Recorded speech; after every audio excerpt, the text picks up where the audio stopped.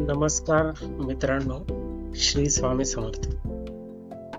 या व्हिडिओमध्ये आपण पाहणार आहोत इयत्ता 6वी विषय मराठी नवीन अभ्यासक्रमातील 6वी कविता खोप्यामधील खोपा याचा स्वाध्याय. प्रश्न 1 आहे. एका वाक्यात उत्तरे लिहा. 1. सुगरण पक्षाने खोपा कशासाठी बांधला आहे? उत्तर आहे, सुगरण पक्षाने खोपा पिलांसाठी बांधला आहे. 2. खोपा कुठे टांगला आहे? तर खोपा झाडाला टांगला आहे. प्रश्न 2. पुढील आकृतीबंध पूर्ण करा. कवितेतील होणाऱ्या झोक्यासाठी खोप्यासाठी आलेल्या तर उत्तर आहे झोका, बंगला, गिडक्याचा कोसा.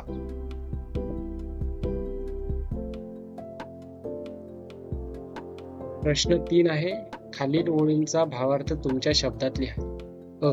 देखा पिलांसाठी तीन झोका झाडाले टांगला. उत्तर आहे, सुगरण पक्षी आपल्या पिलांची काळजी घेण्यासाठी आणि त्यांना सुखात ठेवण्यासाठी झाडाला सुंदर घरटे बांधतो. आ. तीन पिलामध्ये जीव जीव झाडाले टांगला. उत्तर आहे, सुगरण पक्षाचे आपल्या पिलांवर खूप प्रेम असून तिचे जीव सतत पिलांच्या सुरक्षिततेसाठी झाडावर टांगलेला असतो. ई. पाखराची कारागिरी जरा देख रे मानस. उत्तर आहे, सुगरण पक्षी आपल्या पिलांसाठी अतिशय मेहनत व चिकाटीने अतिशय सुंदर घरटे विणतो. त्याचे ते काम पाहून बहिणाबाई माणसाला सुगरण पक्षाकडून शिकवण घेण्यासाठी सांगतात. ई. तुले दिले रे देवानं 2 हात 10 बोट. ह्या ओळीचा भावार्थ आहे. भावार्थ सांगताना बहिणाबाई म्हणतात, आपल्याला देवाने 2 हात 10 बोटे दिली आहेत, परंतु सुगरण पक्षाला फक्त चोचच आहे व त्याच चोचीने तो सुंदर घरटे विणले.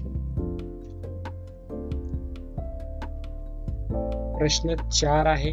खालील प्रश्नांची उत्तरे 2 ते 3 वाक्यात लिहा. अ. सुगरणीचा खोपा चांगला आहे असे कवयित्रीने का म्हटले आहे?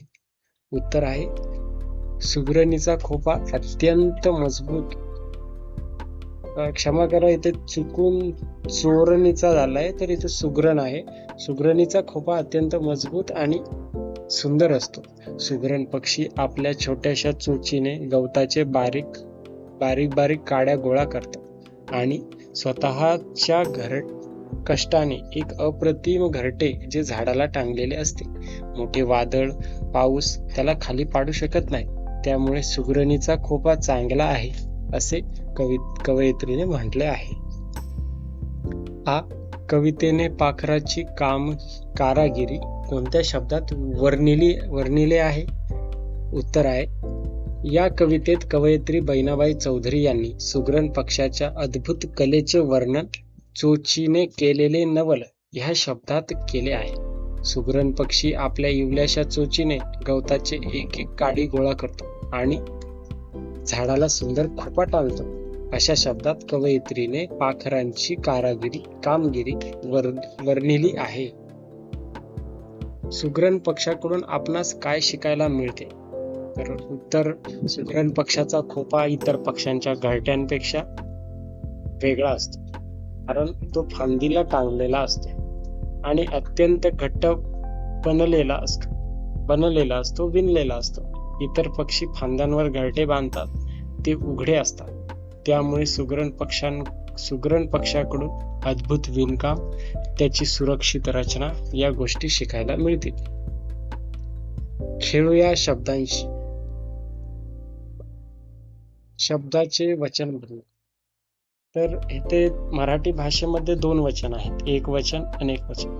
तर एक वचन दिलेले असेल तर अनेक वचनामध्ये करायचं, अनेक वचन दिलेले असतील तर एक वचन करायचं. तर झोका हे एक वचन आहे, त्याचं अनेक वचन अनेक झोके म्हणजे झोके. बंगले अनेक वचन आहे, त्याचं एक वचन बंगला. झाड झाडे, पाखरे पाखर. खालील शब्दांचा वापर करून वाक्य तयार करा. म्हणजे साधारण वाक्यात उपयोग करा. तर अ आहे सुगरण. माझी ताई स्वयंपाक करण्यात सुगरणच आहे. हा झाला याचा वाक्यात उपयोग. आ झोका. नागपंचमीच्या सणाला मुले झाडाला झोका बांधतात. ई कारागिरी.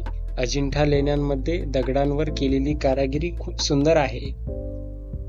ई चोच. सुतार पक्षी झाडावर चोच मारून घरटे बनवतो. तर धन्यवाद विद्यार्थी मित्रांनो. असेच विविध नवीन अभ्यासक्रमातील पाठांचे स्वाध्याय मी ह्या चॅनलवर अपलोड करत आहे. तर तुम्ही लाईक करा आणि सबस्क्राईब करा. धन्यवाद.